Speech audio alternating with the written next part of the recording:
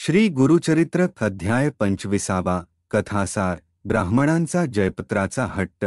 श्री गणेशाय नमः सिद्ध नामधारकाला म्हणाला, वत्सा, मी तुला श्री गुरूंची पुढील लीला सांगतो, ऐक। विदुरा नगरीचा यवन राजा क्रूर, प्राणिहिंसा करणारा आणि ब्राह्मणद्वेष्ट्या होता। तो राजसभेत ब्राह्मणांमध्ये वादविवाद घडवून आणायचा। विद्वान ब्राह्मणांना बोलावून मला वेदांचा अर्थ समजावून सांगा, मी तुम्हाला भरपूर द्रव्य देईन असे सांगायचा। त्यांच्यापैकी जे ज्ञानी असायचे ते आम्ही वेद नाही असे म्हणून निघून जायचे, पण जे लोभी असायचे ते त्या दुष्टापुढे वेदपठण करायचे। मग यज्ञकांडाचा अर्थ ऐकून तो म्हणायचा, तुम्ही हिंदू दुसऱ्यांना दोष देता।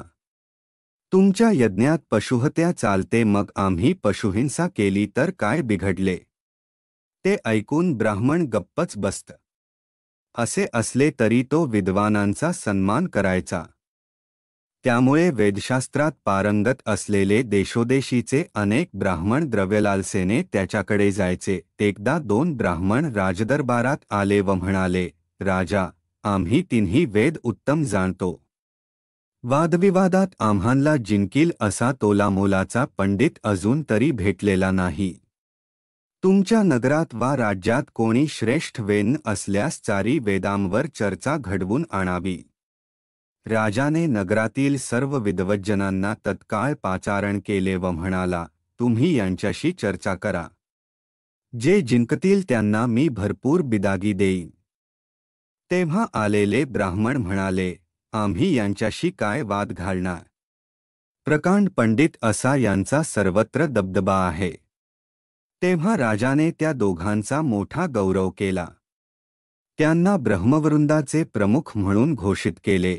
राजाकडून प्रतिष्ठा मिळाल्याने त्या दोघांना मोठा गर्व झाला। ते राजाला म्हणाले, येथे कोणीही आमच्याशी वाद घालत नाही, मग आमचे श्रेष्ठत्व कसे सिद्ध होणार? आमचे आम्ही दिग्विजयासाठी जातो। आम्ही सर्वत्र हिंडून ब्राह्मणांशी वाद घालू, त्यात पराभूत होणारे व वाद न घालता आमचे श्रेष्ठत्व मान्य करणारे अशा सर्व विद्वानांकडून आम्ही जयपत्रे घेऊ। तुम्ही तसे अधिकारपत्र आम्हाला द्या। त्यांच्या विनंतीला मान देऊन राजाने तशा आशाचे राजमुद्रित अधिकारपत्र त्यांना दिले। राजाज्ञेने ते दोन्ही तामसी ब्राह्मण गावोगावी हिंडून जयपत्रे लिहून घेऊ लागले। फिरत फिरत ते दक्षिणेस भीमातीरी वसलेल्या कुमसी गावी आले। तेथे त्रिविक्रम भारतीचे नाव कळले।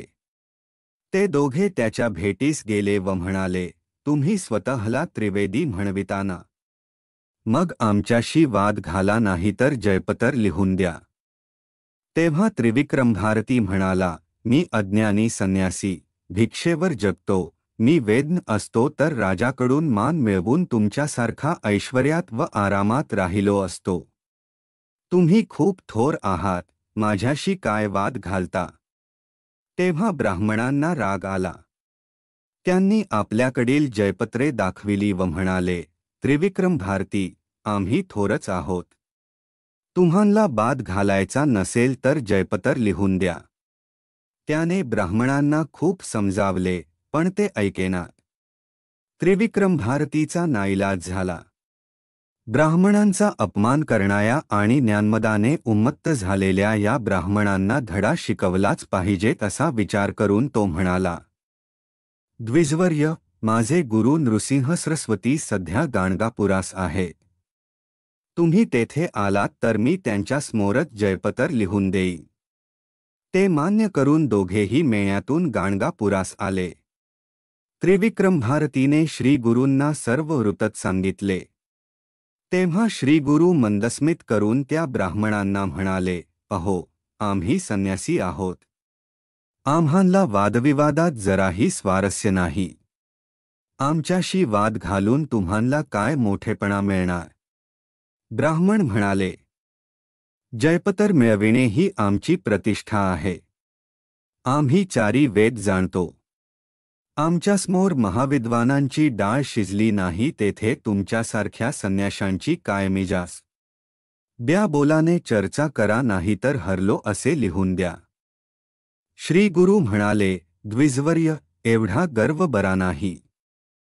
गर्वाने भल्या भल्यांना किती दुःख संकटांना तोंड द्यावे लागले याचे पुराणात अनेक दाखले आहेत. अहो, वेद अनंत आहेत. ज्यांचा ब्रह्मादिकांना थांग लागत नाही तेथे तुम्ही आम्ही काय चर्चा करणार. तुम्ही स्वतःला चतुर्वेदी म्हणविताना मग वेदांताविषयी तुम्हाला काय माहिती आहे ते तरी कळू दे. त्यावर ब्राह्मण गवने म्हणाले, आम्हाला तिन्ही वेदांची संहिता येते. नामधारका, ब्राह्मणांचे बोलणे ऐकून श्री गुरूंनी त्यांना काय उत्तर दिले ते पुढे सांगतो, ऐक.